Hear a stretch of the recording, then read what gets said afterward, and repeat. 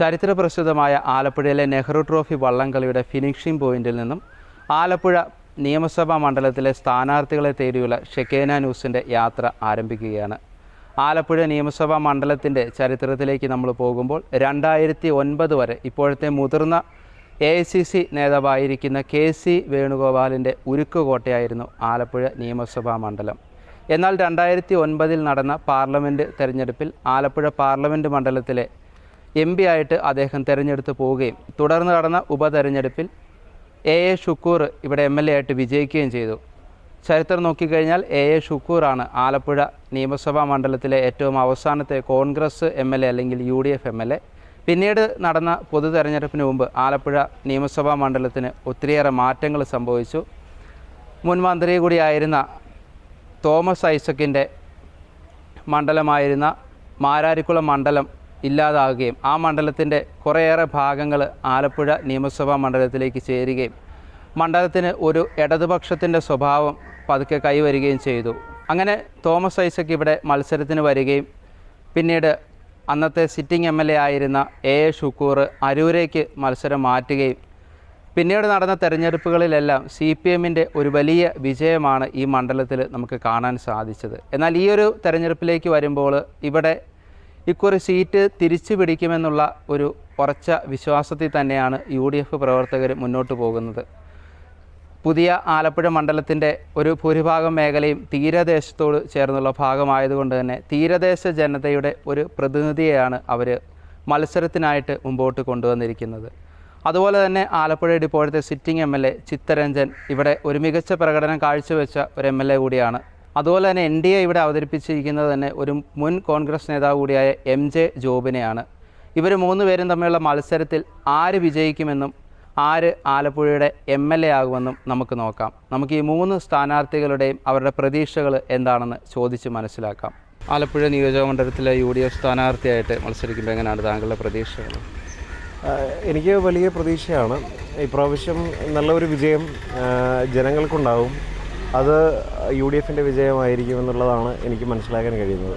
അതായത് കഴിഞ്ഞൊരു കുറേ കാലമായിട്ട് ഒരുപാട് വേദന അനുഭവിക്കുന്നൊരു സമൂഹമാണ് തീരദേശ ജനത. അവരുടെ ദുരിതങ്ങൾ നമ്മളൊരു തീരാക്കഥയായിട്ട് മാറുകയാണ്. അപ്പം അവരുടെ ഒരു പ്രതിനിധിയായിട്ട് അല്ലെങ്കിൽ അവർക്ക് വളരെ കുറച്ച് പ്രതിനിധികളേ ഉള്ളൂ. അപ്പോൾ അതിലൊരു ആളായിട്ട് ഒരു മത്സര രംഗത്തേക്ക് വരുമ്പോൾ എങ്ങനെയാണ് നോക്കിക്കാണുന്നത്? അല്ല, അതിൽ ഞാനങ്ങനെ നമ്മളിപ്പോൾ ഞാനൊരു മത്സ്യത്തൊഴിലാളി കുടുംബത്തിൽ ജനിച്ച ആളാണ്. അപ്പോൾ എല്ലാവരും ഓരോരോ മേഖലകളിൽ ഏതെങ്കിലും തൊഴിലുകളൊക്കെ ചെയ്യുന്ന മാതാപിതാക്കളുടെ മക്കളെയൊക്കെ ജനിക്കും. അത് സ്വാഭാവികമാണ്. അത് നമ്മുടെയൊക്കെ ഒരു നിയോഗമാണ്. പക്ഷേ എൻ്റെ ഒരു ചിന്താഗതി എന്ന് വെച്ചാൽ ആലപ്പുഴയുടെ ഒരു സമഗ്രമായ ഒരു വളർച്ച, ഒരു വികസനമാണ്. അത് തീരദേശത്തിൻ്റെ ഉണ്ട്, നമ്മുടെ പ്രദേശമുണ്ട്, കിഴക്കൻ മേഖലയുണ്ട്, കായലോര മേഖലയുണ്ട്, അതുപോലെ തന്നെ നഗരമുണ്ട്. ഇപ്പോൾ ഈ ആലപ്പുഴ ജില്ലയുടെ ഒരു പരിച്ഛേദമായിട്ടുള്ളൊരു മണ്ഡലമാണ് ആലപ്പുഴ മണ്ഡലം. തീരദേശവും കായലോരവും അതുപോലെ തന്നെ ഇടയ്ക്കുള്ള ഒരു മനോഹരമായൊരു പ്രദേശവും ഒരു നഗരത്തിൻ്റെ പകുതിയും എല്ലാം ചേരുന്ന ഒരു വലിയ മനോഹരമായൊരു മണ്ഡലമാണ്. അപ്പോൾ ആ മണ്ഡലത്തിൽ ഒരു വലിയ ഒരു സാധ്യതയുണ്ട്. അത് ഏതെങ്കിലും ഒരു വിഭാഗത്തിൻ്റെതെന്നുള്ളതല്ല, മണ്ഡലത്തിൻ്റെ ഒരു സമഗ്രമായ വളർച്ച, വികസനം, ഇതൊക്കെയാണ് നമ്മുടെ ലക്ഷ്യം. ഇപ്പോൾ ഈ ഒരു മണ്ഡലത്തിൽ മത്സരിക്കുമ്പോൾ താങ്കളുടെ എതിർ സ്ഥാനാർത്ഥികളെ എങ്ങനെ നോക്കിക്കാണുന്നു? അവർ രണ്ടുപേരും മികച്ച സ്ഥാനാർത്ഥികളാണ് അവർ രണ്ടുപേരും. അവരുടേതായ മേഖലകളിലൊക്കെ കഴിവ് തെളിയിക്കുകയും അവരുടേതായ രീതിയിലൊക്കെ പൊതുപ്രവർത്തനം നടത്തി മുമ്പോട്ട് വന്ന ആളുകളാണ്. അവരോട് രണ്ടുപേരോടും എനിക്കൊരു പിതൃതുല്യമായ ഒരു സ്നേഹമുണ്ട് അവരോട്. പിന്നീട് ചോദിക്കുകയാണെങ്കിൽ ഇപ്പോൾ ഒരു KSU എന്ന പ്രസ്ഥാനത്തിൽ നിന്ന് വന്ന് മത്സരിക്കുമ്പോൾ ഈ രാമചന്ദ്രൻ കടന്നപ്പള്ളിയെ പോലെ ഒരു ചരിത്രം സൃഷ്ടിക്കുക എന്നുള്ളൊരു കുറച്ച് വിശ്വാസം. അല്ല, ഇത് വ്യക്തിപരമായി എന്നിൽ കേന്ദ്രീകൃതമല്ല മത്സരം. ഇവിടെ ഒരു UDFന് അനുകൂലമായ ഒരു രാഷ്ട്രീയ സാഹചര്യമുണ്ട്. അത് ഞാനല്ല ആരായാലും അങ്ങനെ ഒരു വിജയം ഉണ്ടാവും.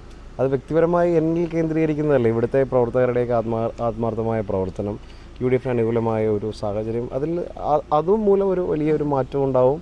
ഉറപ്പായും UDF ഇവിടെ ജയിക്കും. അപ്പോൾ താങ്കൾക്ക് എല്ലാ വിജയ ആശംസകളും ഷെക്കീന ന്യൂസിൻ്റെ ഭാഗത്ത് നിന്നായിരുന്നു. Okay, thank you. ആലപ്പുഴ നിയോജകമണ്ഡലത്തിൽ ഈ തെരഞ്ഞെടുപ്പിൽ കഴിഞ്ഞ തവണയേക്കാൾ മികച്ച ഭൂരിപക്ഷത്തോട് തിരഞ്ഞെടുക്കപ്പെടാൻ കഴിയും എന്ന് തന്നെയുള്ള ആത്മവിശ്വാസമാണ്.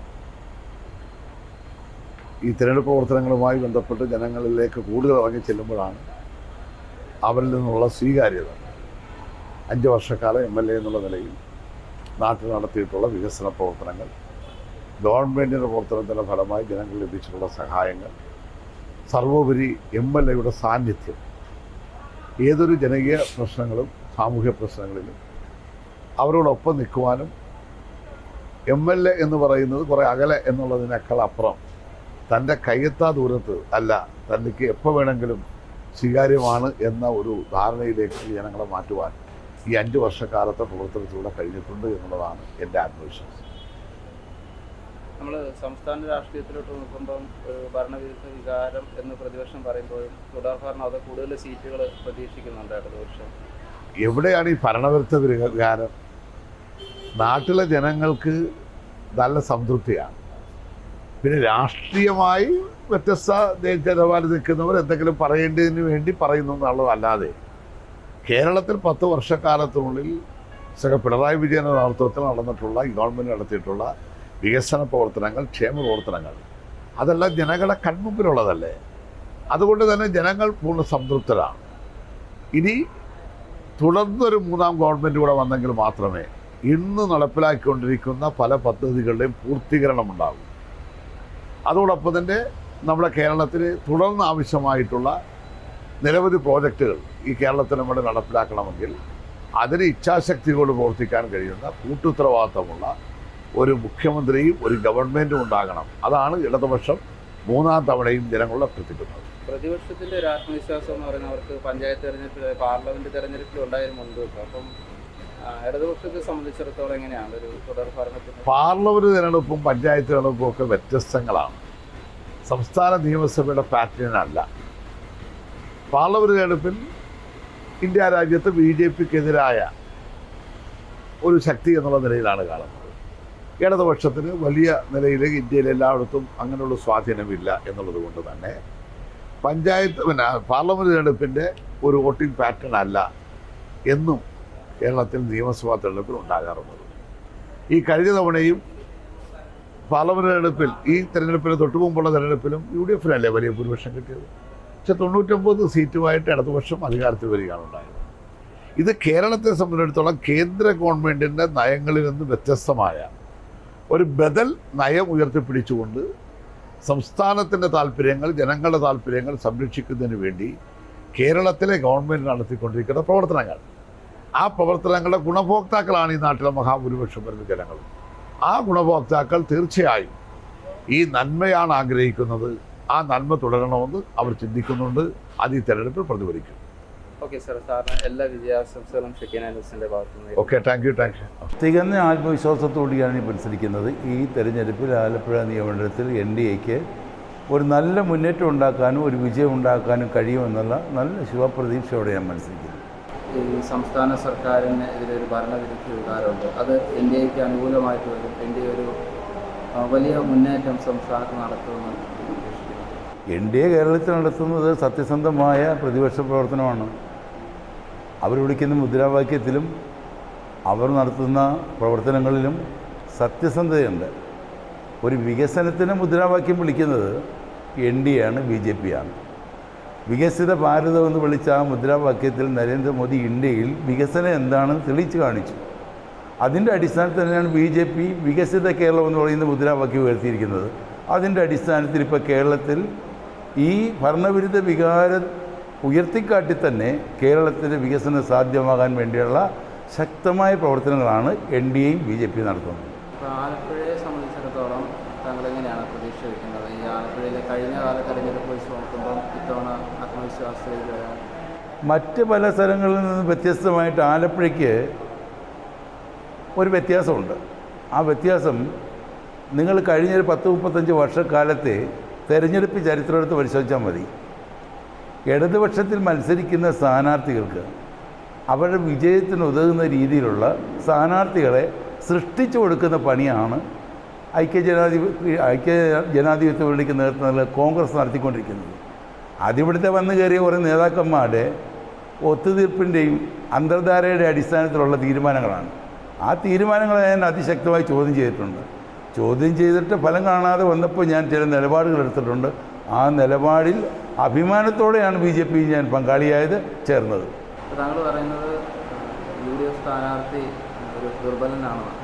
നിങ്ങളടുത്ത് പരിശോധിക്കുക. തോമസ് ഐസക്കിനെതിരെ 3 പേര് മത്സരിച്ചില്ലേ? ആ 3 സ്ഥാനാർത്ഥികളെയും തോമസ് ഐസക്കിനെ വെച്ച് നിങ്ങൾ പരിശോധിക്കുക. രാഷ്ട്രീയ പോരാട്ടം നടത്താൻ ആലപ്പുഴയിലെ കോൺഗ്രസ് ഇവിടെ വന്നിച്ചേർന്ന ചില നേതാക്കന്മാർ അനുവദിച്ചിട്ടുണ്ടോ എന്ന് നിങ്ങൾ പരിശോധിക്കുക. പരിശോധിക്കുമ്പോൾ പിടികിട്ടും. ഞാൻ ആരെയും വ്യക്തിപരമായി പേരെടുത്ത് പറഞ്ഞ് ആക്ഷേപിക്കാനില്ല. പക്ഷേ ആലപ്പുഴയിൽ സത്യം പറഞ്ഞാൽ ഇങ്ങനെ വന്ന ചില നേതാക്കന്മാരെ രാജകീയമായ യാത്രയപ്പ് നൽകി വടക്കോട്ട് വിട്ടില്ലെങ്കിൽ ഒരൊറ്റ കോൺഗ്രസ്സുകാരനും ആലപ്പുഴ ഗതി പിടിക്കില്ല. അതായത് താങ്കൾ പറഞ്ഞിരുന്ന ആലപ്പുഴയിലെ സിറ്റിംഗ് എം.എൽ.എ. ആയിരുന്ന എ ഷുക്കൂർ തോമസ് ഐസക്കിന് വേണ്ടി മാറിക്കൊടുത്ത് അന്നൊരു അല്ല, അത് ഇതുമായിട്ടൊന്നും ഒരു ബന്ധമില്ലല്ലോ. ആലപ്പുഴയല്ല ഇപ്പോഴത്തെ ആലപ്പുഴ. ആലപ്പുഴ മുനിസിപ്പാലിറ്റി മാത്രം ഉണ്ടായിരുന്ന ആലപ്പുഴയുടെ കാര്യമല്ല ഞാൻ പറയുന്നത്. മാരാരിക്കുളവും ആലപ്പുഴ പട്ടണത്തിൻ്റെ 27 വാർഡും ചേർന്നുള്ള ആ നിയമനത്തെക്കുറിച്ചാണ് ഞാൻ പറയുന്നത്. അതിന് മുമ്പ് പഴയ മാരാരിക്കുളമായിരുന്നു. അല്ല, മണ്ഡലം പുനർനിർണ്ണയം നടത്തിയ ശേഷം അന്ന് സിറ്റിംഗ് എം.എൽ.എ. ആയിരുന്നു ഷുക്കൂറായിരുന്നു. ഷുക്കൂർ പിന്നീട് തെരഞ്ഞെടുപ്പിൽ തോമസ് ഐസക് എതിർ സ്ഥാനാർത്ഥി വട്ടുന്നപ്പോൾ അരൂരേക്ക് മാറുകയും പിന്നീട് ഒരു PJ മാത്യു എന്ന് പറയുന്നൊരു സ്ഥാനാർത്ഥിയോട് പറ്റിയത്. ആ ഒരു സമയം തൊട്ടാണ് പിന്നീട് തോമസ് ഐസക്കിൻ്റെ ഒരു കാലവിട ആരംഭിക്കുന്നത്. അതെ, അന്നോട്ടുള്ള കാര്യങ്ങൾ പരിശോധിക്കുക. രാഷ്ട്രീയമായ ഒരു മത്സരം ഇവിടെ നടന്നിട്ടുണ്ടോ? രാഷ്ട്രീയ പോരാട്ടം നടന്നിട്ടുണ്ടോ? തോമസ് ഐസക്കിനെ പോലൊരു നേതാവിനെ വളരെ നന്നായി പരാജയപ്പെടുത്താൻ പറ്റുന്ന അവസരങ്ങളിൽ പോലും തോമസ് ഐസക്കുമായിട്ട് സന്ധി ചെയ്തിട്ടുണ്ട്. ആ സന്ധി ചെയ്തിരിക്കുന്നത് പിന്നിൽ വേറെ ചില ശക്തികളുണ്ട്. അത് പരിശോധിച്ചാൽ മനസ്സിലാവും. അതെ സാറേ, താങ്കൾക്ക് എല്ലാ വിജയാശംസകളും ന്യൂസിൻ്റെ ഭാഗത്തു നിന്നായിരുന്നു. ഞങ്ങളോട് പ്രതികരിച്ചതിന് ഒത്തിരി നന്ദി. ഓക്കെ. A.D. തോമസ് എന്ന യുവ നേതാവിലൂടെ തീരദേശ ജനതയുടെ പിന്തുണ ഏറ്റുവാങ്ങി 1.5 പതിറ്റാണ്ട് മുമ്പ് നഷ്ടപ്പെട്ട പ്രതാപം ആലപ്പുഴ നിയമസഭാ മണ്ഡലത്തിൽ തിരിച്ചുപിടിക്കാൻ സാധിക്കുമെന്ന പ്രതീക്ഷയിലാണ് കോൺഗ്രസ്.